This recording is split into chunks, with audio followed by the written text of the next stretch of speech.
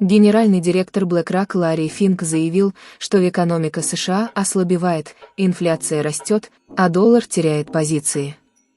Он отметил снижение спроса на авиаперевозки и предположил, что страна уже находится в рецессии. Финк также указал на негативное влияние тарифной политики на потребление и предупредил о возможном падении рынка на 20%. Прогнозы экономического роста ЕС на 2025 год ухудшены.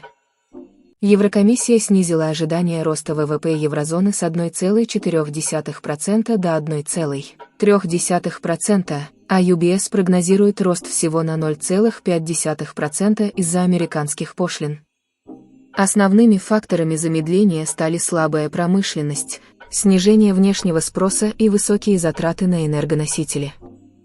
Глобально центральные банки переходят к снижению ставок для стимулирования роста, но геополитическая напряженность и тарифные войны усиливают инфляционное давление. ЧДП-инфо